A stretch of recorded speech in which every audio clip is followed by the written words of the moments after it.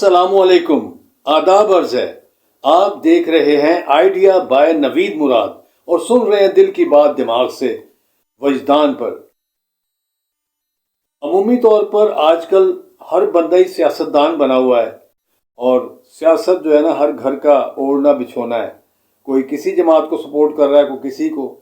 اور معلومات تقریباً ان کے پاس تو بے شمار ہیں، لیکن علم میں کہتا ہوں کہ بالکل نہیں ہے۔ علم وہی ہوتا ہے جو عمل سے پیدا ہوتا ہے، تو نہ عمل کا پتہ ہے نہ علم کا پتہ ہے۔ بس اتنا ہی پتہ ہے کہ ایک آدمی کہہ رہا ہے کہ جی آدھا گلاس خالی ہے، اس نے اس پر ہی زور دیا ہوا، اور دوسرا کہہ رہا ہے کہ یہ آدھا گلاس بھرا ہوا ہے۔ کہنے کو تو دونوں کی بات درست ہے، لیکن جب بات یہاں سے نکل کر، کھیل تماشے سے نکل کر،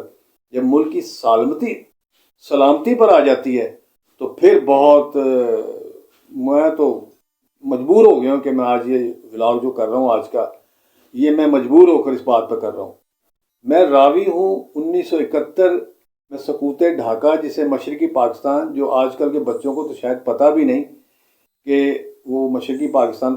کا ایک حصہ ہوا کرتا تھا۔ آدھا پاکستان وہ تھا جو آج بنگلہ دیش کی شکل میں ہے، اور تقریباً وہ 53 سال ہو گئے اس کا نہیں پتہ۔ اس وقت جو معاملات تھے اس کو بھی میں نے دیکھا اور سنا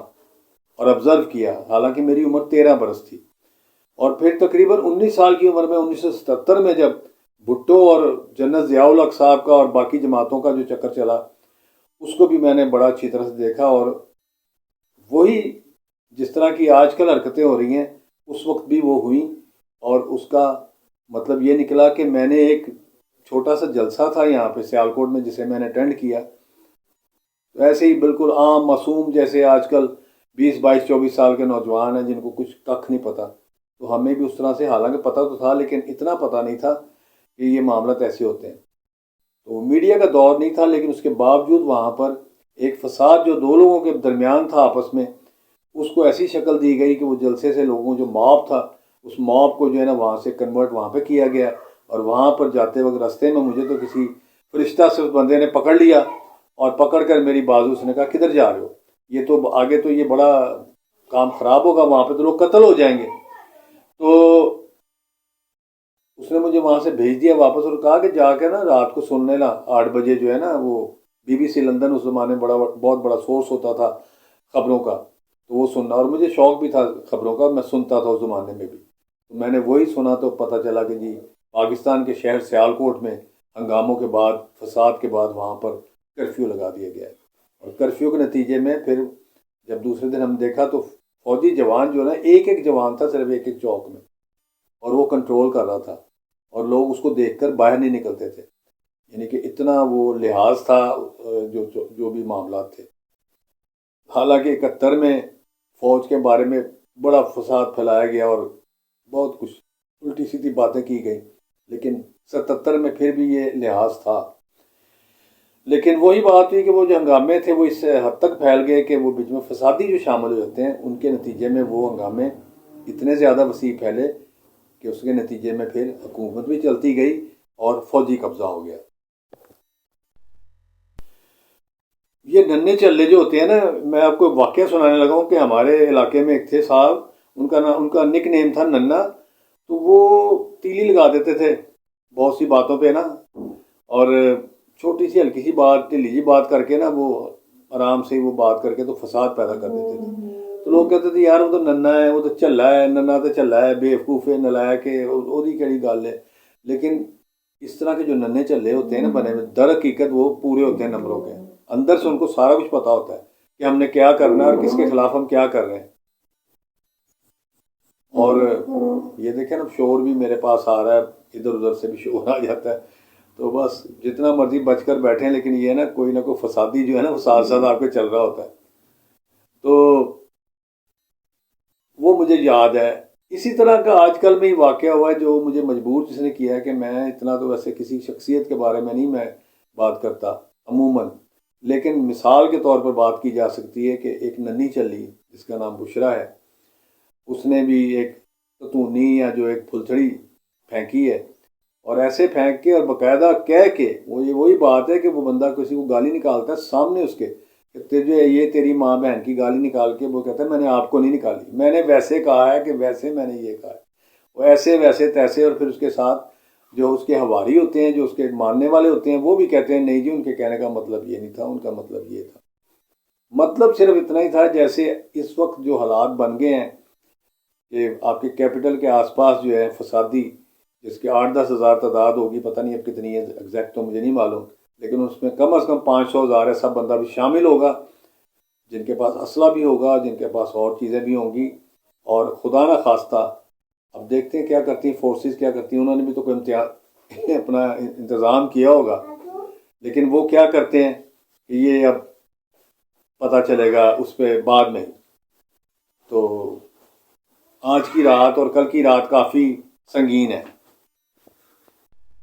یقیناً وہ لوگ انتظامیہ اور جو فورسز ہیں وہ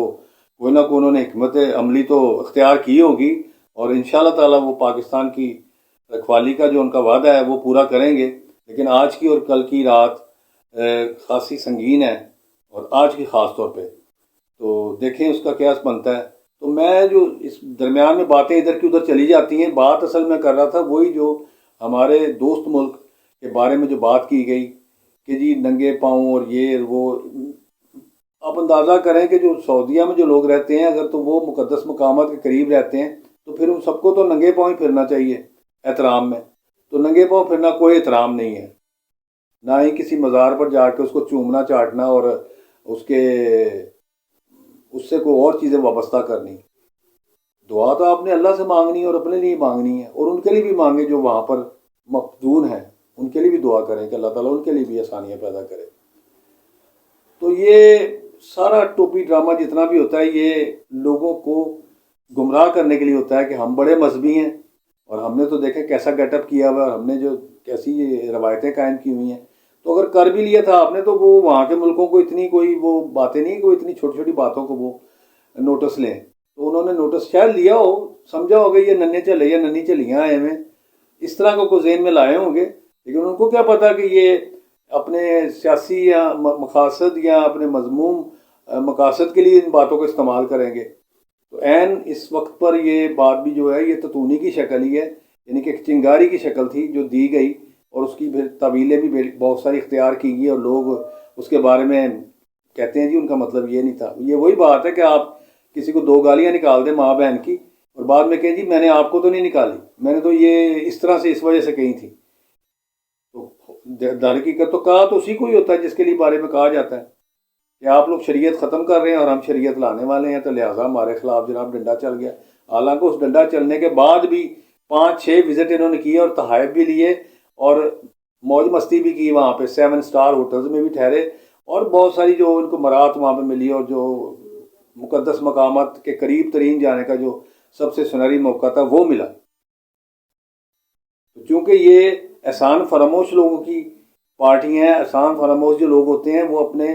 جو ان پہ چھوٹا سا یا بڑا سا بھی بڑے بڑے احسان بھی کر دیں تب بھی وہ ان کے خلاف بات کر لیتے ہیں کہ جی اس نے مجھے اس وقت میں یہ کہا تو وہ کہا، کوئی لحاظ، کوئی شرم، کوئی لحاظ کسی قسم کا کوئی بندہ رکھتا نہیں ہے۔ میں نے تو بڑا برا محسوس کیا، پتہ نہیں آپ لوگوں نے کیا کہ نہیں کیا،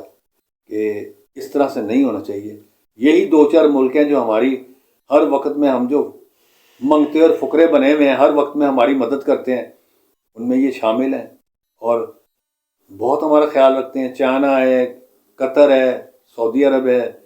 ترکی ہے، یہ 4-5 ملک ہیں جو امارات ہیں، تو اگر ہم ان کے خلاف اپنے دوستوں کے خلاف ہی باتیں کرنا شروع کر دیں اور ناجائز باتیں، تو یہ ملک دشمنی ہے۔ اور دوسری ملک دشمنی یہ ہے کہ آپ ایک برادر ملک کوئی آیا ہوا، ہمارے ملک میں بھی آئے ہوئے وہ لوگ، ان کے ہوتے ہوئے آپ چڑھائیاں کر رہے ہیں کیپٹل کے اوپر، اور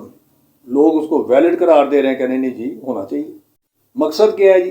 ایک بندے کو جرائم مختلف میں اندر کیا ہوا ہے تو وہ کہتے ہیں جی اس کو چھوڑ دو، تو پھر سب کو چھوڑ دو، جتنے بھی ہزاروں لوگ ہیں، حکومت کا خرچہ بھی بچے گا،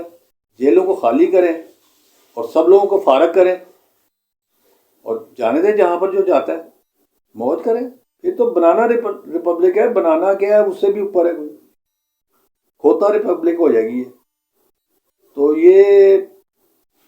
غور کریں آپ لوگ، اور آپ لوگ اس بارے میں آواز اٹھائیں اور ان لوگوں کا ساتھ نہ دیں بحیثیت آپ جماعت ضرور ساتھ دیں، لیکن جو لوگ یہ تخریب کاری کر رہے ہیں یا جو ملک کے خلاف یا ملک کے دوستوں کے خلاف جو باتیں کر رہے ہیں، ان کے خلاف اپنا رد عمل ضرور دیں اور خاموشی اختیار نہ کریں اس معاملے میں،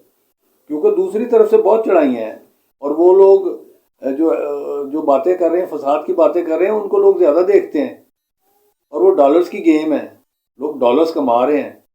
لاکھوں نہیں کروڑوں روپے کما رہے ہیں، تو وہ تو بات کو ٹوسٹ دیتے ہیں، اور ٹوسٹ دے دے کر وہ بیڑے غرق کر رہے ہیں پاکستان کی، لیکن وہ اپنی جیب بھر رہے ہیں، ان کو یہ پتہ نہیں کہ یہ جیب یہیں رہ جانی ہے اور انہوں نے خالی ہاتھ آگے جانا ہے۔ اس موضوع پر مزید بات بھی ہو سکتی ہے، لیکن آج کچھ میرے آس پاس بھی ایسے ہی حالات ہیں کہ اتنا لمبا میں ولاگ نہیں کر پاؤں گا، تو میری اتنی باتوں کو آپ غنیمت جانیں، اور انشاءاللہ تعالیٰ اسی موضوع پہ میں کل پھر آپ سے بات کروں گا اور تھوڑی سی تفصیل سے بات کروں گا۔ تو اس وقت اجازت چاہتا ہوں آپ سے۔ خدا حافظ۔